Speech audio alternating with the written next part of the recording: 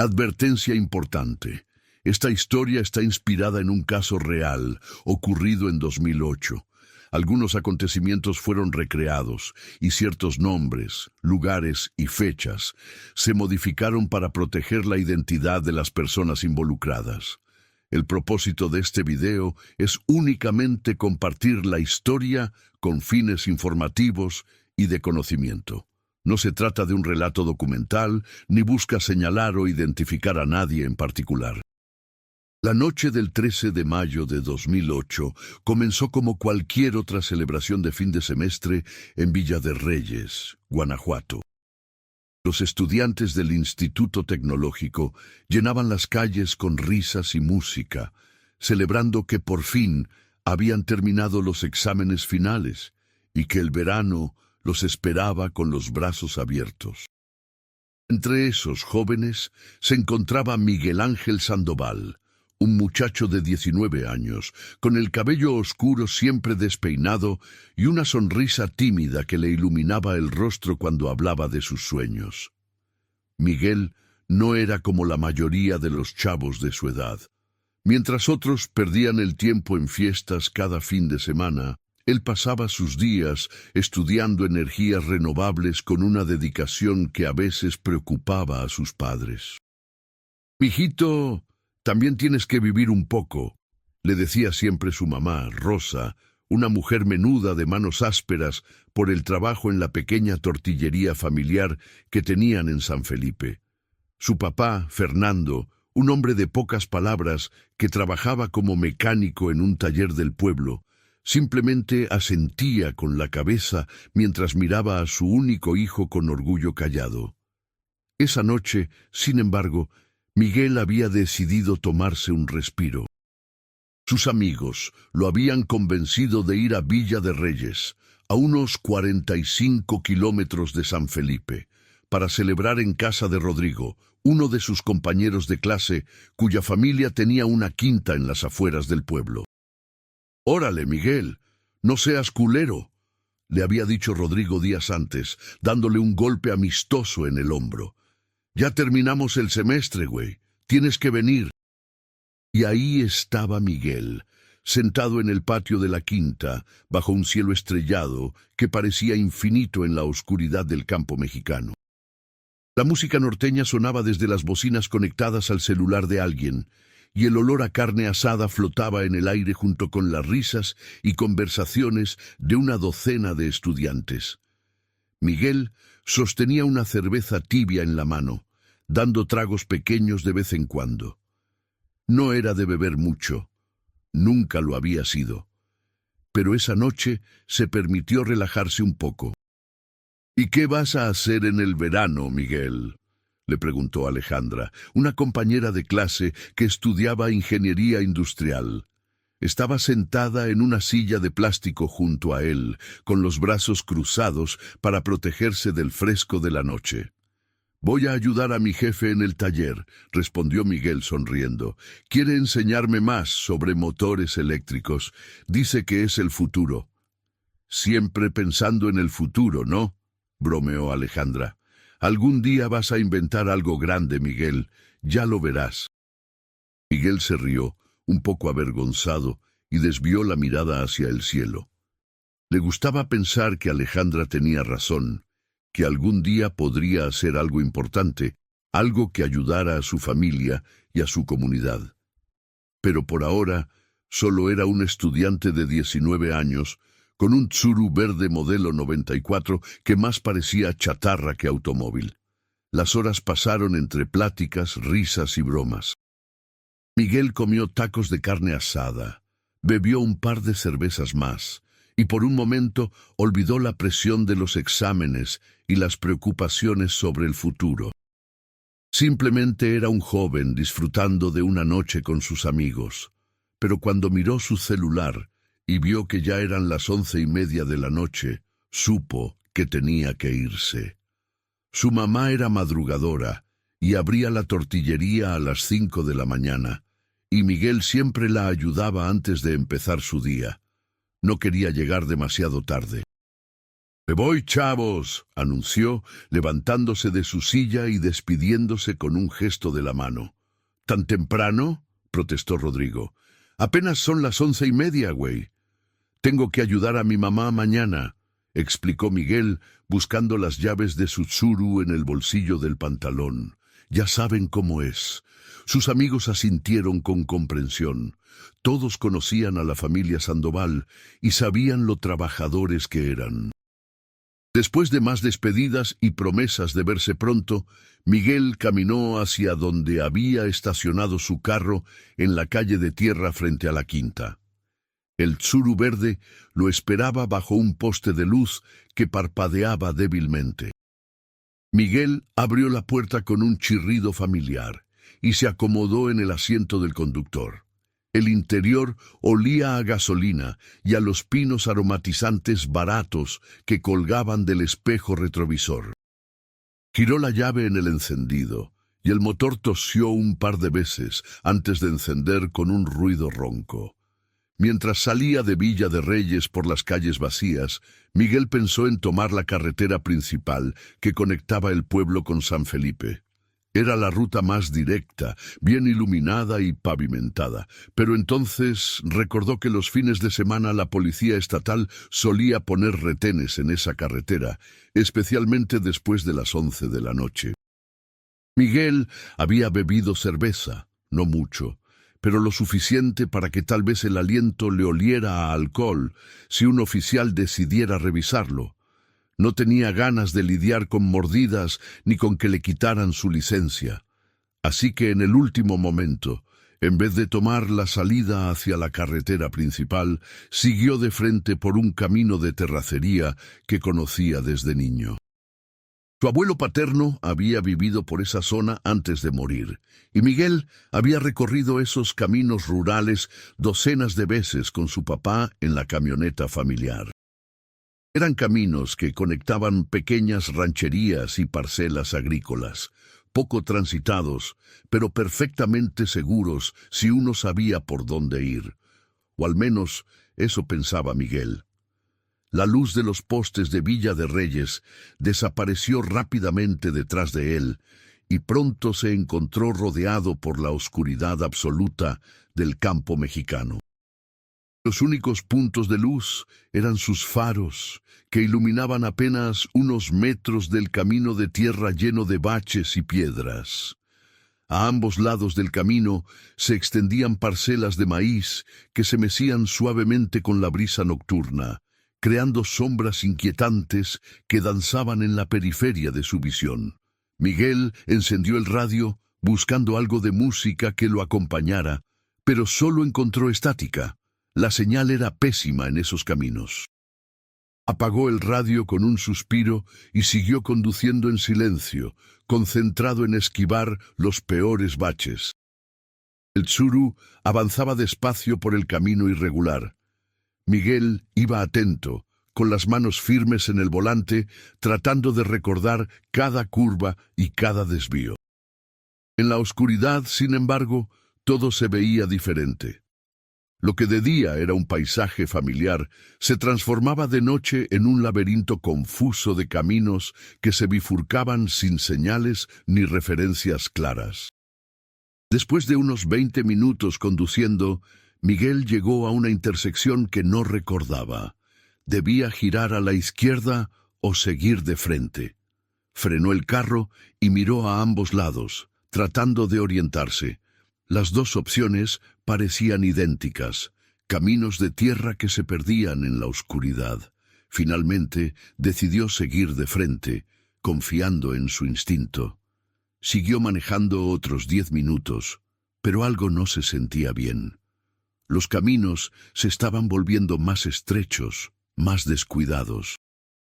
La vegetación a los lados crecía más densa, rozando ocasionalmente los costados del carro con un sonido rasposo que le ponía los nervios de punta. «A la madre», murmuró Miguel para sí mismo, «¿dónde chingados estoy?». Pero siguió adelante. Tenía que salir a algún lado eventualmente. Estos caminos todos se conectaban entre sí, ¿no? Solo era cuestión de seguir conduciendo hasta encontrar alguna referencia que reconociera. Entonces, sin previo aviso, sus faros iluminaron un bache enorme justo frente a él, un cráter en medio del camino que parecía lo suficientemente profundo como para destrozar la suspensión de su carro. Miguel reaccionó por instinto, girando el volante bruscamente hacia la derecha para evitarlo. Fue un error. El Tsuru se salió del camino y las ruedas delanteras se hundieron en una zanja profunda que corría paralela al camino. Miguel sintió cómo el carro se inclinaba violentamente hacia adelante con un estruendo metálico. Su cuerpo se sacudió contra el cinturón de seguridad y su cabeza casi golpea el parabrisas. El motor se apagó abruptamente y un silencio espeso llenó el interior del carro. Miguel se quedó inmóvil por un momento, con el corazón latiéndole acelerado en el pecho y las manos todavía aferradas al volante. Respiró profundo, revisándose mentalmente para asegurarse de que no estaba herido. Todo parecía estar bien, solo un poco de dolor en el cuello por el latigazo. «¡Chingada madre!», dijo en voz alta, golpeando el volante con frustración. Encendió la luz interior del carro y revisó el tablero. Todo parecía normal, al menos por dentro. Abrió la puerta con dificultad. Estaba ligeramente deformada por el impacto. Y salió para evaluar los daños. Lo que vio no le gustó nada. Las ruedas delanteras del Tsuru estaban completamente suspendidas en el aire, colgando sobre una zanja profunda. La parte trasera del carro permanecía en el camino, pero la delantera había caído por completo. Miguel rodeó el vehículo, alumbrando con la luz del celular para ver mejor. El chasis delantero descansaba sobre el borde de la zanja, atascado. Intentó encender el motor de nuevo, pensando que tal vez podría retroceder, pero aunque el motor arrancó, las ruedas delanteras solo giraban en el aire sin encontrar tracción. Era inútil. Miguel apagó el motor y se quedó parado junto al carro mirando a su alrededor. La oscuridad era absoluta, rota apenas por la débil luz de su celular. No había casas cercanas, no había luces, no había absolutamente nada, excepto campos vacíos y el susurro del viento entre los maizales. Sacó el celular del bolsillo y miró la pantalla. Para su alivio, tenía 2 barras de señal. No era mucho, pero era suficiente. Miró la hora. 1:57 de la madrugada. Sus padres estarían dormidos, pero no tenía otra opción. Necesitaba ayuda. Con dedos que temblaban ligeramente por la adrenalina, buscó el contacto de su papá en la lista y presionó el botón de llamada. El teléfono empezó a timbrar. 1 vez, 2 veces, 3 veces. Finalmente, al 4.º timbrazo, la llamada se conectó. Del otro lado escuchó la voz ronca y somnolienta de su padre, cargada de preocupación. «Bueno, Miguel, ¿qué pasó, hijo?» «Papá, me salí de la carretera», explicó Miguel, tratando de mantener la calma en su voz, aunque el corazón le latía acelerado. «El carro está en una zanja. No puedo sacarlo solo». Del otro lado de la línea, Fernando Sandoval se despertó completamente en un instante. La preocupación barrió el sueño de su mente. Rosa, su esposa, ya estaba sentándose en la cama, preguntando en voz baja qué había pasado. «¿Estás herido?», preguntó Fernando, ya saltando de la cama y buscando los pantalones en la oscuridad. «No, papá, estoy bien. Solo el carro está atorado. Creo que estoy cerca de Santa Cruz». Fernando metió el teléfono entre su oreja y el hombro mientras se abotona la camisa. Rosa ya estaba encendiendo las luces de la casa, poniéndose una sudadera sobre el pijama. Ambos conocían el camino hacia Santa Cruz de Juventino Rosas como la palma de su mano. Era apenas a 10 kilómetros al sur, un pueblito pequeño que era punto de referencia en la región. «Dale, ahorita vamos», dijo Fernando, ya buscando las llaves de la camioneta. «Deja el carro ahí y vuelve a la carretera principal. Ahí esperamos». Está bien, papá, me quedo en el carro. Tiene gasolina. Voy a picar los faros para que me vean. Rosa tomó el teléfono de las manos de Fernando, ansiosa por escuchar la voz de su hijo. «Mijo, ¿de verdad estás bien? ¿Nada te duele?» «Estoy bien, mamá». «No te preocupes, ahorita llegamos a casa juntos». Esas últimas palabras de Miguel resuenan en la memoria de Rosa como si hubieran sido pronunciadas hace apenas segundos, aunque han pasado casi 17 años. Aún no entiende cómo eso que parecía tan simple, tan resolvible, terminó siendo el principio de una pesadilla interminable. Fernando manejaba lo más rápido que se atrevía por las carreteras semivacías de la madrugada. Rosa iba en el asiento del copiloto, con el celular pegado a la oreja, escuchando a Miguel describir lo que veía a su alrededor. «Veo luces de la ciudad, papá, y hay unos postes de agua al fondo». «Bien, bien», respondió Fernando, acelerador presionado. «Eso significa que estás cerca. Vamos a ver si podemos verte». Llegaron a Santa Cruz y comenzaron a recorrer las calles rurales que rodeaban el pueblo. Fernando conducía lentamente, mirando hacia los lados, buscando algún destello de faros en la oscuridad. «Miguel, ¿ahora me ves?», preguntó Fernando. «Sí, veo los faros. Pica los tuyos para que yo te vea a ti también». Fernando comenzó a picar los faros de la camioneta rítmicamente. De un lado a otro de la zona rural, buscaban, pero era como si buscaran a alguien que existiera en una dimensión diferente. «No te veo, papá», dijo Miguel después de unos minutos. «¿De verdad estás donde dices? Dime exactamente qué ves, hijo. Un maizal, cercas, algunos edificios pequeños. Creo que es una ranchería». Fernando y Rosa se intercambiaban miradas de creciente confusión. Eso podría describir cualquier lugar en un radio de 50 kilómetros. Pasaron 20 minutos, luego 30. «Mijo, sigo sin verte», dijo Rosa, y su voz comenzaba a sonar preocupada. «¿Seguro que estás donde dices que estás?» «Sí, mamá. Veo las luces de Santa Cruz claramente. Debería estar a menos de 10 kilómetros». Fernando estacionó la camioneta en el pueblo y buscó a personas. Un viejecillo que vendía tamales en la calle le ayudó a marcar en el mapa dónde podría estar alguien que viera luces desde varias direcciones. Pero no había respuestas claras. Pasaron 40 minutos de búsqueda frenética. La frustración y la preocupación se entremezclaban en la voz de Fernando. «Mijo, voy a ir por el camino de Dolores Hidalgo. Tal vez estés más hacia allá». «Está bien, papá. Voy a bajar del carro. Voy a caminar hacia las luces. No pueden estar muy lejos». Rosa protestó de inmediato. «No, espérate en el carro. Es peligroso caminar de noche solo». «Mamá, puedo ver a dónde voy. Las luces no están tan lejos. En 20 minutos estoy en Santa Cruz y los encuentro en el Mirador». El Mirador era un pequeño bar en la entrada del pueblo donde muchas veces se reunían los locales. Era un punto de referencia que Miguel conocía bien. Fernando, aunque no estaba completamente convencido, accedió. Sería más rápido si Miguel caminaba hacia el pueblo.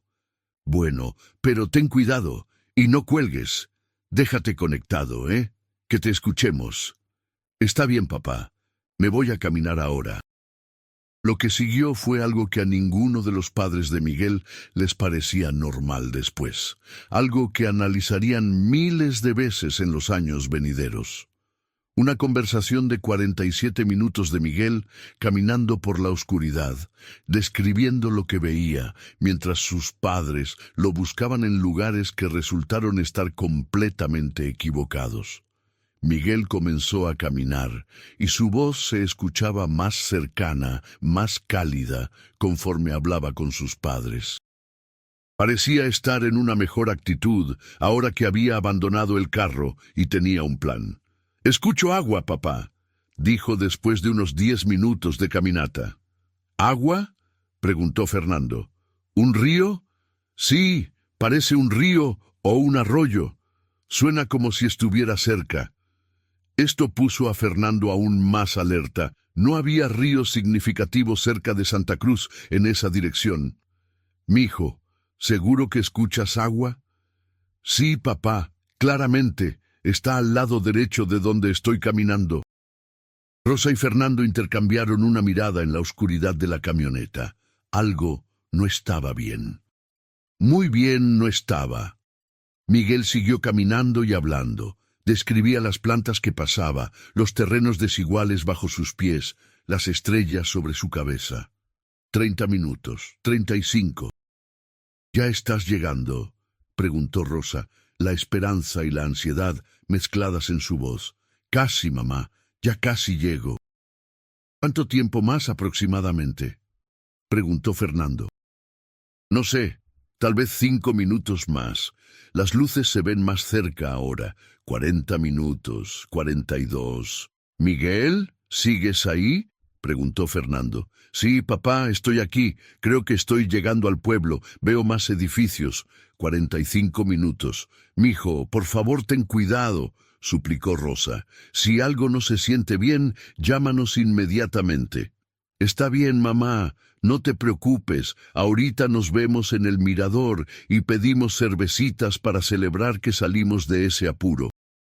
Fue la última cosa sensata que Miguel Ángel Sandoval diría en su vida. 46 minutos. «Papá, creo que hay un...», comenzó a decir Miguel. El sonido de su voz cambió. No fue un grito de dolor exactamente. Fue más bien un grito de sorpresa, de sobresalto. Un grito de alguien que se da cuenta demasiado tarde de que algo terriblemente malo está sucediendo. «¡Oh, mierda!», exclamó Miguel. Se escuchó un ruido sordo, como si el teléfono cayera, o como si Miguel cayera, o ambas cosas. Y entonces silencio absoluto. «¿Miguel?», preguntó Fernando. «¿Mijo?». Rosa se inclinó hacia adelante, el pánico deformando sus facciones. «Miguel, mijo, respóndeme». Pero no había respuesta, solo la estática del teléfono conectado a la nada, a un vacío que se abría bajo sus pies mientras conducían desesperados por carreteras que de repente parecían infinitas, buscando a alguien que ya se había esfumado del mundo como si nunca hubiera existido. La noche fue interminable para Fernando y Rosa Sandoval. Después de que la llamada se cortó, siguieron intentando llamar a Miguel una y otra vez. El teléfono sonaba pero nunca contestaba. Pasaban los minutos como horas. Pasaban las horas como días. «Tiene que haber tenido un accidente», decía Rosa una y otra vez, su voz cada vez más quebrada. «¿Por qué no contesta?». Fernando manejaba como loco por las carreteras rurales de la zona, recorriendo cada camino que se le ocurría, buscando cualquier señal del tsuru verde o de su hijo. Pero era como buscar una aguja en un pajar infinito. Cuando finalmente llegó la madrugada y no habían encontrado nada, tomaron una decisión que les helaría la sangre por el resto de sus vidas: ir a la policía. La estación de policía de San Felipe se encontraba en un pequeño edificio de cemento sin pintar, con un cartel descolorido que apenas se podía leer en la penumbra de la madrugada. Cuando Fernando y Rosa entraron, un policía joven estaba leyendo una revista detrás del escritorio, apenas levantando la vista cuando los vio. «Buenos días», dijo Fernando, intentando mantener la calma aunque su voz temblaba. «Nuestro hijo desapareció. Salía de Villa de Reyes a las 2 de la mañana. Tuvo un accidente en su carro, pero después desapareció mientras hablaba con nosotros por teléfono». El policía se recostó en su silla y soltó un suspiro que parecía cargado de aburrimiento. «¿Cuántos años tiene su hijo?». 19, respondió Rosa. «Es normal que jóvenes de esa edad pasen una noche fuera sin avisar», dijo el policía con un encogimiento de hombros. «En realidad, su hijo tiene el derecho de estar desaparecido. Vuelvan a casa. Probablemente aparezca mañana con una buena resaca». Rosa sintió que la furia le subía por la garganta, pero Fernando le puso una mano en el brazo. «Por favor», insistió Fernando. «No es así. Él nunca haría algo como eso. Y además, su carro está en una zanja. Estaba en peligro. Por favor, tienen que buscarlo». Después de casi una hora de insistencia, de Rosa mostrando el registro de llamadas en el celular, de Fernando describiendo exactamente dónde Miguel dijo haber estado, la policía finalmente accedió a hacer un reporte. Pero fue poco después de las 3 de la mañana cuando Fernando sugirió algo que cambiaría todo. ¿No podrían verificar la señal del teléfono celular? ¿Sabrían exactamente dónde estaba cuando desapareció? El policía hizo una llamada a la operadora telefónica. Fue una llamada que tardaría horas en procesarse, horas durante las cuales Fernando y Rosa se sentaron en la estación de policía bajo luces fluorescentes que hacían que todo se viera blanco y fantasmal, esperando información que nunca esperaron recibir. Cuando finalmente llegó la información, alrededor del mediodía, el policía mismo pareció confundido mientras leía los datos. «Esto no tiene sentido», murmuró. «¿Qué no tiene sentido?», preguntó Fernando, saltando de su asiento. «La última señal del teléfono de su hijo no viene de Santa Cruz de Juventino Rosas. El teléfono celular de Miguel se había conectado a la torre de Dolores Hidalgo. Dolores Hidalgo estaba a más de 35 kilómetros de Santa Cruz. Estaba en la dirección completamente opuesta, entre Villa de Reyes, donde había comenzado su viaje, y San Felipe, donde vivía. Básicamente, Miguel había estado viajando en la dirección incorrecta durante toda esa conversación de 47 minutos, sin tener ni idea de dónde estaba realmente. Rosa se mareó. Fernando se quedó lívido. ¿Cómo era posible? ¿Cómo es que alguien que conocía la región desde niño podría estar tan completamente perdido sin ni siquiera darse cuenta? «Vamos», dijo Fernando, levantándose abruptamente. «Lleven los perros, lleven a sus hombres. Vamos a ese lado». Lo que sucedió en las siguientes horas fue una de las búsquedas más frenéticas que la región haya visto. La policía estatal fue contactada. Voluntarios llegaron de los pueblos cercanos. Helicópteros fueron solicitados. Todos convergieron en la zona entre Dolores Hidalgo y San Diego de la Unión, los campos rurales donde, de acuerdo a la triangulación de la señal telefónica, Miguel Ángel Sandoval debería estar. Fue en una carretera de tierra, lejos de cualquier pueblo, donde encontraron el Tsuru verde. El carro estaba en una zanja profunda, las ruedas delanteras completamente suspendidas en el aire, exactamente como Miguel había descrito. Pero no había señal de Miguel por ningún lado. Las puertas estaban abiertas, las llaves habían desaparecido. El interior estaba intacto. No había signos de lucha, no había sangre, no había nada que indicara qué había sucedido. Los perros farejadores fueron traídos. Sus entrenadores los soltaron desde el lugar donde Miguel había salido del carro, y los animales comenzaron a seguir un rastro invisible para los humanos, a través de campos de maíz, sobre tierra blanda, dejando un rastro claro de por dónde había caminado el muchacho. El rastro era consistente con lo que Fernando y Rosa ya sabían. Miguel había caminado desde el carro hacia el sureste, atravesando campos agrícolas, aparentemente en la dirección donde creía que estaban las luces del pueblo. Los perros continuaron durante casi 2 kilómetros, su rastro constante y claro, y entonces, de repente, llegaron a la orilla del río Laja. El río corría lentamente en la madrugada, sus aguas oscuras reflejando las luces de los helicópteros que sobrevolaban la zona. Y ahí, en la orilla del agua, el rastro de Miguel Ángel Sandoval se detenía. Los perros llegaban al borde y se confundían, porque el rastro simplemente terminaba. Fernando, quien había estado siguiendo a los perros de cerca, se detuvo en la orilla del río. Miró hacia el agua, miró hacia el otro lado, miró a Rosa, cuyos ojos estaban llenos de una terrible comprensión. «No», murmuró Rosa. «No, no, no. Él sabría nadar. Él sabría».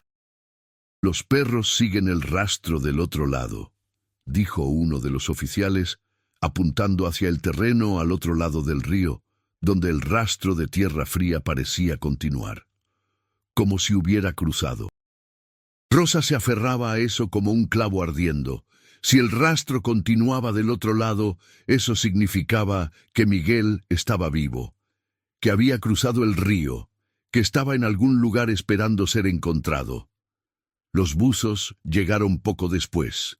Equipados con trajes de neopreno y linternas, se sumergieron en las aguas frías del río Laja. Durante horas, durante días, bucearon en cada rincón, buscando un cuerpo, buscando cualquier cosa que indicara qué había sucedido con Miguel Ángel Sandoval. Pero el río no devolvió nada, ni un pedazo de ropa, ni un zapato, ni un cabello, nada. Era como si Miguel no solo hubiera desaparecido de la tierra, sino que hubiera sido borrado de la existencia misma. Como si esos 47 minutos de conversación, ese grito final de «¡Oh, mierda!», ese sonido de algo cayendo, hubieran sido la última prueba de que Miguel Ángel Sandoval alguna vez había existido, y luego, simplemente, nada más. Las semanas que siguieron al descubrimiento del Tsuru Verde fueron un caos organizado de búsqueda, investigación y, a menudo, frustración. Los buzos del gobierno continuaron rastreando el río Laja durante días, pero el agua helada y el lodo no revelaron absolutamente nada que perteneciera a Miguel Ángel Sandoval. Helicópteros sobrevolaban la zona, perros farejadores recorrían cada metro cuadrado. Voluntarios de pueblos cercanos formaban cadenas humanas para revisar cada terreno accesible. Pero fue como si Miguel se hubiera evaporado, como si aquellos 47 minutos de conversación hubieran sido su único rastro en la existencia. La policía estatal comenzó a investigar en serio. Los amigos de Miguel de la fiesta de Villa de Reyes fueron interrogados exhaustivamente. Algunos recuerdan a Miguel bebiendo moderadamente, otros confirmaban que no estaba intoxicado más allá de lo normal. La fecha y la hora coincidían. Todo coincidía excepto el hecho imposible de que Miguel simplemente se había desvanecido de la tierra. Fue entonces cuando comenzaron a surgir las teorías. La primera, la más obvia, era el ahogamiento. Miguel había mencionado escuchar agua. Había un río justo donde su cuerpo dejó de ser rastreable por los perros. Para muchos investigadores, la conclusión era inevitable. El muchacho, desorientado en la oscuridad, había caído al río Laja. Pero Rosa no podía aceptarlo. Los perros continuaban su rastro del otro lado del río. ¿Cómo podía alguien caer a un río y luego seguir caminando al otro lado? Insistía una y otra vez en que eso no era posible, que su hijo sabía nadar bien, que algo más había sucedido. La segunda teoría involucraba a una mina abandonada.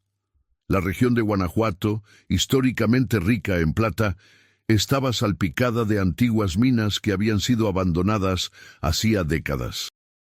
Algunas de esas minas tenían pozos profundos, cámaras subterráneas sin explorar, lugares donde un joven que caminaba en la oscuridad podría caer sin que nadie lo viera.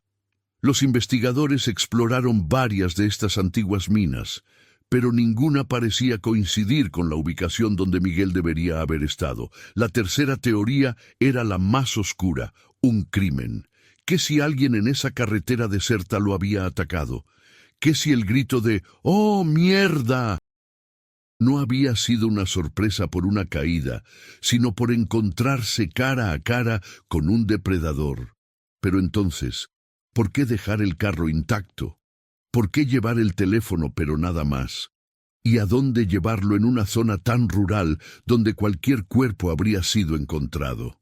Fernando pasaba las noches en vela, estudiando mapas de la región, intentando comprender cómo era posible que su hijo estuviera donde la policía decía que debería estar, y sin embargo no estuviera. Trazó líneas, marcó puntos, buscó patrones que pudieran explicar lo inexplicable. Rosa, mientras tanto, había dejado de trabajar en la tortillería. Pasaba sus días en la estación de policía, en los pozos de búsqueda, en las orillas del río, con la esperanza desesperada de que su hijo aparecería de repente, como si solo hubiera estado jugando un horrible juego de escondidas que había durado demasiado tiempo. Pasaron 2 meses, pasaron 3 meses, pasó medio año. La búsqueda oficial terminó gradualmente, a medida que los recursos se redirigían hacia otros casos. Pero Fernando y Rosa nunca dejaron de buscar. Contrataron a investigadores privados, publicaron volantes, pidieron favores a amigos y familia. Pero en cada esquina encontraban el mismo muro de silencio, la misma falta de respuestas. Fue durante este tiempo de desesperación cuando Fernando tuvo una idea que, aunque no trajo de vuelta a su hijo, sí cambió la forma en que las autoridades trataban los casos de desaparecidos. Había notado que cuando Miguel desapareció, la policía había dudado en actuar. Las primeras horas, los primeros días, cuando las búsquedas son estadísticamente más efectivas, fueron desperdiciados porque los oficiales no creían que fuera una verdadera emergencia. Fernando se reunió con otros padres cuya familia había experimentado desapariciones. Juntos, acudieron al gobierno estatal de Guanajuato. Presentaron evidencia, relatos, historias de cómo la lentitud de la respuesta oficial había destruido sus vidas. Y después de meses de presión, de reuniones, de insistencia, el gobierno cedió. En 2009, exactamente un año después de que Miguel desapareciera, el estado de Guanajuato aprobó lo que se conocería como la Ley Miguel Ángel Sandoval. La ley establecía que cualquier reporte de desaparición, sin importar la edad de la persona o cuánto tiempo hubiera pasado desde la desaparición, sería tratado como una emergencia potencial. La policía tenía la obligación de iniciar búsquedas inmediatamente, de contactar a otras jurisdicciones, de usar todos los recursos disponibles. No habría esperas de 24 o 48 horas. No habría argumento de que los adultos jóvenes tienen derecho a desaparecer. La ley fue revolucionaria, no solo en Guanajuato, sino que sirvió como modelo para otros estados en México. Pero para Fernando y Rosa, nada de eso trajo a Miguel de vuelta. Los años pasaron. 17 años. Luego más. Los teléfonos de Miguel nunca más se conectaron a ninguna torre. Su cuerpo nunca fue encontrado, sus restos nunca fueron descubiertos en ningún pozo, ningún río, ninguna mina abandonada.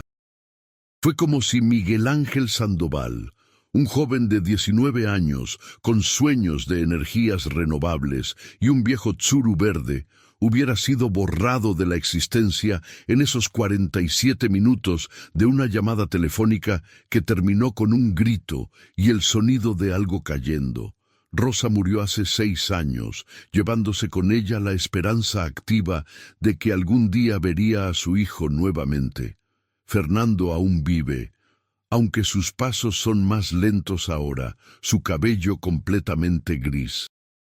En la pared de lo que solía ser la tortillería familiar, cuelga una foto de Miguel sonriendo, con sus 19 años eternos congelados en el tiempo. Bajo la foto hay un cartel que dice, buscado, se solicita información. La ley Miguel se enseña ahora en las academias de policía de Guanajuato. Decenas de personas han sido encontradas gracias a las búsquedas inmediatas que la ley mandataba. Algunos vivos, otros, finalmente, en paz. Pero Miguel no está entre ellos. En las noches oscuras, cuando el viento sopla a través de los campos de maíz entre Villa de Reyes y San Felipe, entre Santa Cruz de Juventino Rosas y Dolores Hidalgo, entre todas esas pequeñas villas donde un muchacho desesperado caminó en la oscuridad hace tanto tiempo, la gente local aún cuenta la historia. La historia del joven que desapareció mientras hablaba por teléfono con sus padres. La historia de cómo alguien puede estar tan completamente perdido que ni siquiera sabe que está perdido. Y en algún lugar, en cualquier lugar, tal vez en un pozo sin explorar, tal vez en el fondo de un río, tal vez simplemente en la dimensión paralela que parece existir justo al otro lado de la vida normal, Miguel Ángel Sandoval espera. Espera que alguien lo encuentre, espera que alguien le crea, espera que su historia, al menos, signifique algo. Porque eso es lo que las historias de desaparecidos siempre son. Esperanza batallando contra la desesperación, interrogantes sin respuestas, y la verdad de que en México, en Guanajuato, en esos campos rurales bajo cielos infinitos, la gente simplemente puede desvanecerse y a veces nunca nadie sabrá exactamente por qué.